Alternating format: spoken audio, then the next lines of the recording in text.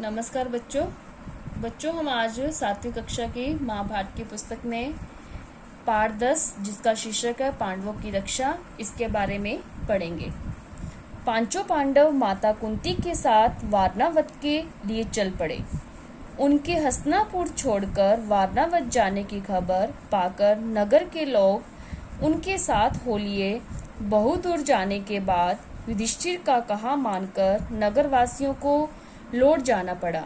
दुर्योधन के षड्यंत्र और उससे बचने का उपाय विदुर ने युधिष्ठिर को इस तरह गूढ़ भाषा में सिखा दिया था कि जिससे दूसरे लोग समझ न सकें।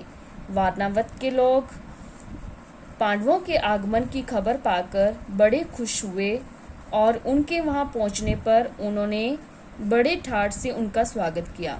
जब तक लाख का भवन बनकर तैयार हुआ, पांडव दूसरे घरों में रहते रहे जहां प्रोचन ने पहले से ही उनके ठहरने का प्रबंध कर रखा था। लाख का भवन बनकर तैयार हो गया तो प्रोचन उन्हें उसमें ले गया। भवन में प्रवेश करते ही युधिष्ठिर ने उसे खूब ध्यान से देखा। विदुर की बातें उन्हें याद थी। ध्यान से देखने पर युधिष्ठिर को पता चल गया कि यह घर जल्दी आग लगने वाली चीजों से बना हुआ है।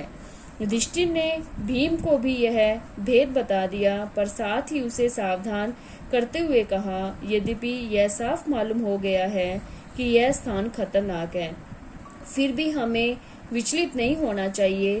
प्रोचन को इस बात का जरा भी पता न लगे कि उसकी षड्यंत्र का भेद हम खुल गया है। हम पर मौका पाकर हमें यहाँ से निकल भागना होगा, पर अभी हमें जल्दी से ऐसा कोई काम नहीं करना चाहिए जिससे शत्रु के मन में जरा भी संदेह पैदा होने की संभावना हो। युधिष्ठिर की इस सलाह को भीमसेन सहित सब भाइयों तथा कुंती ने मान लिया। वे उसी लाख के भवन में रहने लगे। इतने में विदुर का भेजा हुआ एक सुरंग बनाने वाला कारीगर वारणावत नगर में आ पहुंचा। उसने एक दिन पांडवों को अकेले में पाकर उन्हें अपना परिचय देते हुए कहा, आप लोगों की भलाई के लिए हस्तिनापुर से रवाना होते समय विदुर ने युधिष्ठिर से सांकेतिक भाषा में जो कुछ कहा था वह बात मैं जानता हूँ। यही मेरे सच्चे मित्र होने का सबूत है, मीन्स प्रमाण है। आप मुझ पर भरोसा रखें, मैं आप लोगों की रक्षा का प्रबंध करने के लिए आया हूँ। इसके बाद वह कारीगर महल में पहुंच गया और गुप्त रूप से कुछ दिनों में ही उसमें एक सुरंग बना दी। इस रास्ते से पांडव महल के अंदर से नीचे ही नीचे चहरद्वारी और गहरी खाई को लांघकर मीन्स पार कर सुरक्षित बेखटके बाहर निकल सकते थे। यह काम इतने गुप्त रूप से और इस खूबी से हुआ कि प्रोचन को अंत तक इस बात की खबर न होने पाई। प्रोचन ने लाख के भवन के द्वार पर ही अपने रहने के लिए स्थान बनवा लिया था। इस कारण पांडवों को भी सारी रात हथियार लेकर चौकन्ने रहना पड़ता था। एक दिन प्रोचन ने सोचा कि अब पांडवों का काम तमाम करने का समय आ गया है। समझदार युधिष्ठिर उसके रंग ढंग से ताड़ गए, मीन्स जान गए कि क्या सोच रहा है वह। युधिष्ठिर की सलाह से माता कुंती ने उसी रात को एक बड़े भोज का प्रबंध किया। नगर के सभी लोगों को भोजन कराया गया। बड़ी धूमधाम रही, मानो कोई बड़ा उत्सव हो। खूब खा पीकर भवन के सब कर्मचारी गहरी नींद में सो गए। प्रोचन भी सो गया। आधी रात के समय भीमसेन ने भवन में कई जगह आग लगा दी। फिर पांचों भाई माता कुंती के साथ सुरंग के रास्ते अंधेरे में रास्ता टटोलते मीन्स खोजते हुए बाहर निकल गए। भवन से बाहर वे निकले ही थे कि आग ने सारे भवन को अपनी लपटों में ले लिया। प्रोचन के रहने के मकान में भी आग लग गई। सारे नगर के लोग इकट्ठे हो गए और पांडवों के भवन को भयंकर आग की भेंट होते देखकर हाहाकार मचाने लगे। कौरवों के अत्याचार से जनता क्षुब्ध हो उठी और तरह तरह से कौरवों की निंदा करने लगी। लोग क्रोध में अनाप शनाप बकने लगे, हे तौबा मचाने लगे। उनके देखते देखते सारा भवन जलकर राख हो गया। प्रोचन का मकान और स्वयं प्रोचन भी आग की भेंट हो गया। वारणावत के लोगों ने तुरंत ही हस्तिनापुर में खबर पहुंचा दी कि पांडव जिस भवन में ठहराए गए थे वह जलकर राख हो गया है और भवन में कोई भी जीता नहीं बचा। जीता नहीं, गलत है बेटा, जिंदा नहीं बचा। धृतराष्ट्र और उनके बेटों ने पांडवों की मृत्यु पर बड़ा शोक मनाया। वे गंगा किनारे गए, पांडवों तथा कुंती को जलांजलि दी। फिर सब मिलकर बड़े जोर जोर से रोते और विलाप करते हुए घर लौटे। परंतु दार्शनिक जो देखने वाले विदुर ने शोक को मन ही मन में दबा लिया, अधिक शोक प्रदर्शन न किया। इसके अलावा विदुर को यह भी पक्का विश्वास था कि पांडव लाख के भवन से बचकर निकल गए होंगे। पिता में भीष्म तो मानो शोक के सागर ही में थे, पर उनको विदुर ने धीरज बंधाया और पांडवों के बचाव के लिए किए गए अपने सारे प्रबंध का हाल बताकर उन्हें चिंता मुक्त कर दिया। लाख के घर को जलता हुआ छोड़कर पांचों भाई माता कुंती के साथ बच निकले और जंगल में पहुंच गए।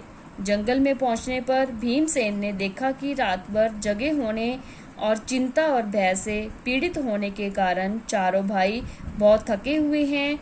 माता कुंती की दशा तो बड़ी ही दयनीय थी, बेचारी चक्कर चूर हो गई थी। सो महाबली भीम ने माता को उठाकर अपने कंधे पर बैठा लिया और नकुल एवं सहदेव को कमर पर ले लिया। युधिष्ठिर अर्जुन को दोनों हाथों से पकड़ लिया और वह उस जंगली रास्ते से उन्मत्त हाथी के समान झाड़ झंखाड़ और पेड़ पौधों को इधर उधर हटाता और रोनता हुआ तेजी से चलने लगा। जब वे सब गंगा के किनारे पहुंचे तो वहां विदुर की भेजी हुई एक नाव मिली।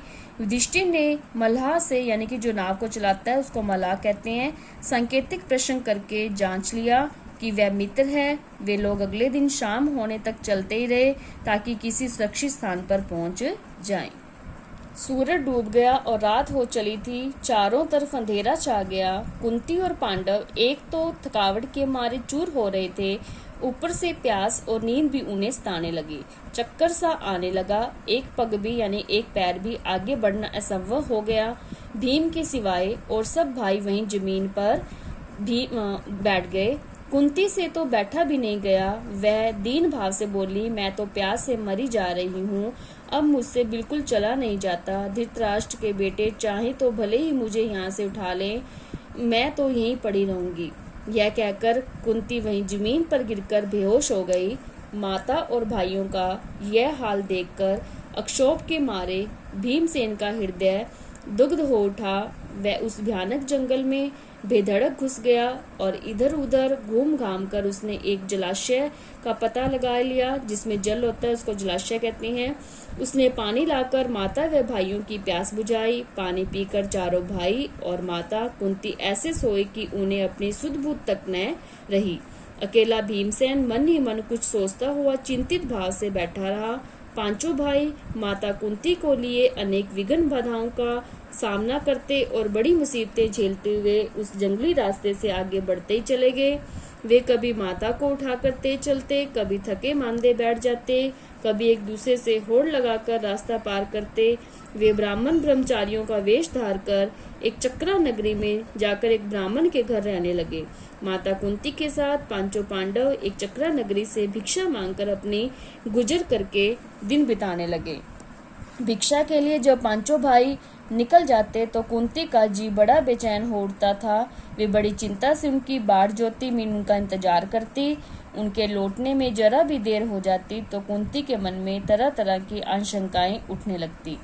पांचों भाई भिक्षा में जितना भोजन लाते, कुंती उसके 2 हिस्से कर देती। एक हिस्सा भीमसेन को देती और बाकी आधे में से 5 हिस्से करके चारों बेटे और खुद खा लेती थी। तिस पर भी भीमसेन की भूख नहीं मिटती थी। हमेशा ही भूखा रहने के कारण वह दिन पर दिन दुबला होने लगा। भीमसेन का यह हाल देखकर कुंती और युधिष्ठिर बड़े चिंतित रहने लगे। थोड़े से भोजन से पेट न भरता था, सो भीमसेन ने एक कुम्हार से दोस्ती कर ली। उसकी मिट्टी आदि खोदने में मदद करके उसको खुश कर दिया। कुम्हार भीम से बड़ा खुश हुआ और एक बड़ी भारी हांडी बनाकर उसको दी। भीम उसी हांडी को लेकर भिक्षा के लिए निकलने लगा। उसका विशाल शरीर और उसकी वह विलक्षण हांडी देखकर बच्चे तो हंसते हंसते लोटपोट हो जाते। एक दिन चारों भाई भिक्षा के लिए गए। अकेला भीमसेन की माता कुंती के साथ घर पर रहकर इतने में ब्राह्मण के घर के भीतर से बिलक बिलक कर रोने की आवाज आई। अंदर जाकर देखा कि ब्राह्मण और उसकी पत्नी आंखों में आंसू भरे सिसकियां लेते हुए एक दूसरे से बातें कर रहे हैं। ब्राह्मण बड़े दुखी हृदय से अपनी पत्नी से कह रहा था, कितनी ही बार मैंने तुम्हें समझाया कि इस अंधेर नगरी को छोड़कर कहीं और चले जाएं, पर तुम नहीं माने। यही हट मीन्स जिद करती रही कि यह मेरे बाप दादा का गांव है, यहीं रहूंगी। बोलो अब क्या कहती हो? अपनी बेटी की भी बलि कैसे चढ़ा दूं और पुत्र को कैसे काल कवलित होने दूं? यदि मैं शरीर त्यागता हूँ तो फिर इस अनाथ बच्चों का भरण पोषण कौन करेगा? हाय, मैं अब क्या करूँ? और कुछ करने से तो अच्छा उपाय यह है कि सभी एक साथ मौत को गले लगा लें, यही अच्छा होगा।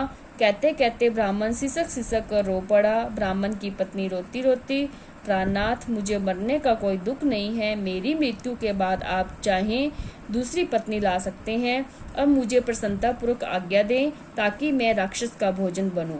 पत्नी की ये व्यथा भरी बातें सुनकर ब्राह्मण से रह न गया। वह बोला, प्रिय, मुझसे बड़ा दुरात्मा और पापी कौन होगा जो तुम्हें राक्षस की बलि चढ़ा दे और खुद जीवित रहे? माता पिता को इस तरह बातें करते देख ब्राह्मण की बेटी से न रहा गया। उसने करुण स्वर में कहा, पिताजी, अच्छा तो यह है कि राक्षस के पास आप मुझे भेज दें। सबको इस तरह रोते देखकर ब्राह्मण का नन्हा सा बालक पास में पड़ी हुई सूखी लकड़ी हाथ में लेकर घुमाता हुआ बोला, उस राक्षस को तो मैं ही इस लकड़ी से इस तरह जोर से मार डालूंगा।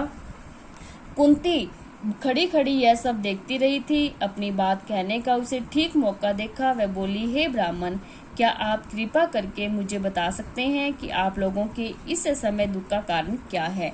ब्राह्मण ने कहा, देवी सुनिए, इस नगरी के समीप एक गुफा है जिसमें बक नामक एक बड़ा अत्याचारी राक्षस रहता है।